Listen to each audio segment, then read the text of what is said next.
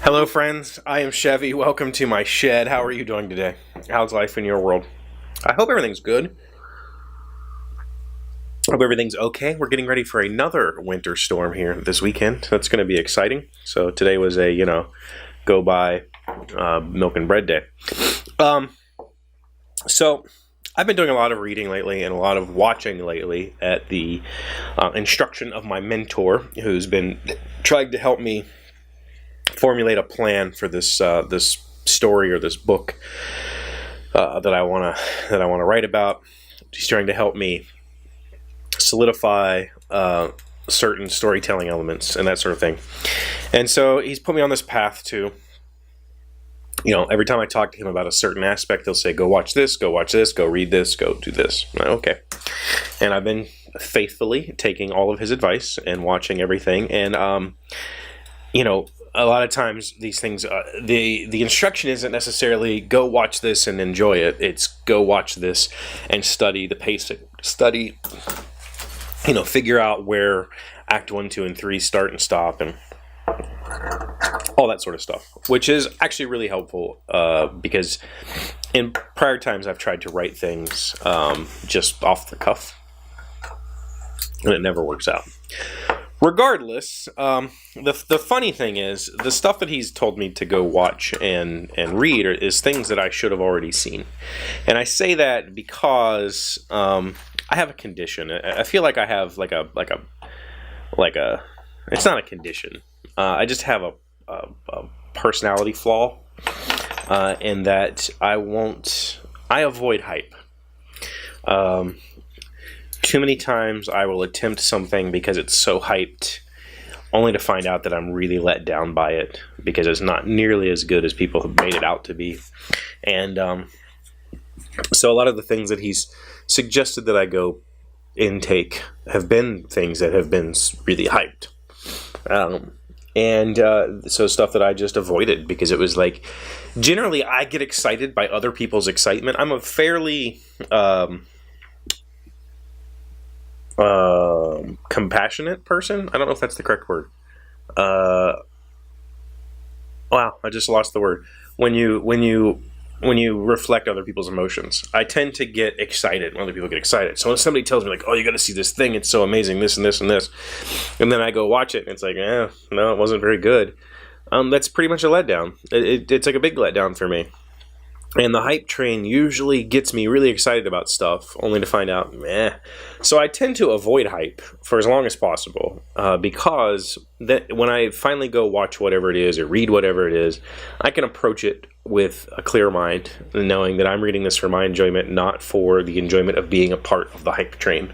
I'm reading it or I'm watching it because I want to intake this thing, and not because this whole group of people is doing it, and that's why I'm going to go do it. I don't know. Call me whatever you want to call me. Maybe that's being a bit of a egotist or hipster. Whatever. That's fine. It is what it is. The point to all this is one of the things that he suggested that I read, which had a massive hype train, but also a massive controversial train along the way, was Dan Brown's Da Vinci Code. I read quite a bit, and I've never read this book. I have seen part of the movie. I haven't seen the whole movie because it was just such a huge... I remember seeing TV commercials for this book, which isn't something you see a lot.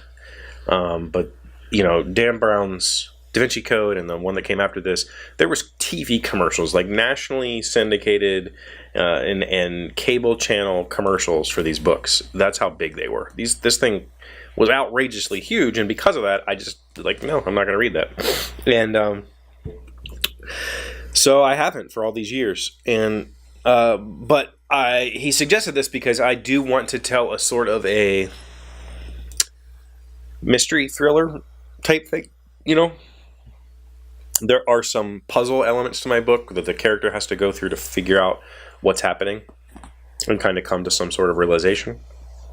Yeah, but I don't want to write traditional like Columbo-style puzzlers where there's all this like stuff sprinkled in, and at the end of the book, it's like, oh, and by the way, I knew this because these 25 things. And so he said, you need to go read this book because Dan Brown does a really great job of giving you the cliffhanger, and then we're going to cut to somebody else's point of view, and then we'll come right back and we'll reveal it. And so it's not this long, stretched out thing. And I was like, okay, cool. And so I'm about a third of the way through now. This week, I've put a few hours into reading it, and it's actually really enjoyable. I'm really enjoying the book. There's a little bit, I'm nitpicky about the way that authors present stuff, and I feel like there's quite a bit of ego in this book. The author's ego in this book. It's okay though. It's not horrific. I'm not extremely put off by it. I'm just slightly put off by it. Like, there are sections that I don't like wasted words, and with a book this big, I feel like it could have been a much smaller book and still told the exact same story without losing anything. So that being said, I'm actually really enjoying it, and I really I'm glad that he suggested it to me. I'm enjoying it both as a student of the writing style and a student of the storytelling style, because that's why I'm reading this book, so that I can learn from it. But I'm also enjoying it just as a book. Like, it's actually been really enjoyable. I totally understand. I remember it being super controversial because of the kind of like assumptions that he was making about the Christian church. And the fact is, this is a fiction book. Right? Like, I don't know why the church got all up in arms about it. Like, it's fiction. This isn't fact. Like, anyway, so, I get why there was a whole lot of controversy around it, but I'm actually enjoying it. And there's been quite a few other things like that. Like, I remember when The Sopranos came out, and it was hugely hyped, but I didn't have HBO at the time, and I didn't have any interest in watching it because of the hype. But I finally got to watching it this year, and I really enjoyed it,